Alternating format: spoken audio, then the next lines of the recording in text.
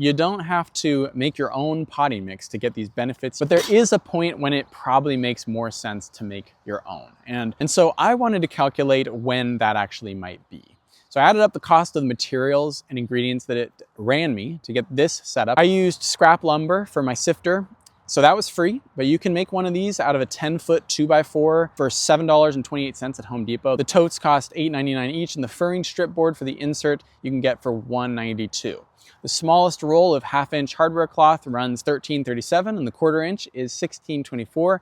And assuming you have all the tools to cut wood and hammer a few nails, those tools being a saw and hammer, that brings our equipment cost up to a touch over $67 after tax. 67 bucks ain't nothing. But as long as you're taking care of your equipment, these should last you a while. So when they're not on sale, I can get 4 blocks of coco coir for $109.99, big bag of vermiculite for $49.99, and my homemade compost is free. Once fully hydrated, a 10-pound block of Coco Bliss coco coir expands to roughly 2.5 cubic feet. So after buying a 4-pack of these, I've got 10 cubic feet worth of coir, meaning that I only need roughly 1/3 of a bag of vermiculite, but we'll add up the full total.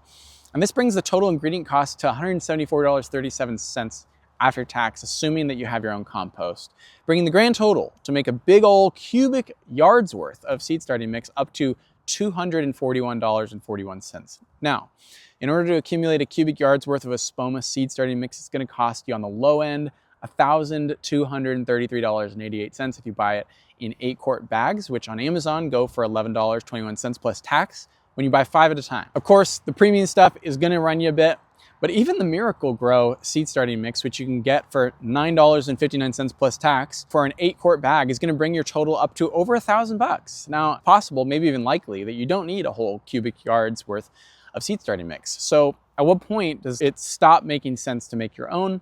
Well, if you're finding yourself buying 30 bags of Miracle-Gro, which again, I do not endorse, or more than 20 bags of the Espoma, so long as you've got compost pile that's ready to be sifted, it really makes sense to make it your own. And honestly, if you factor in reusing your old sifting equipment each year and the actual amount of vermiculite that you're using, plus the amazing feeling that all DIYers get when they do, in fact, do it themselves, making your own is an undeniably superior path.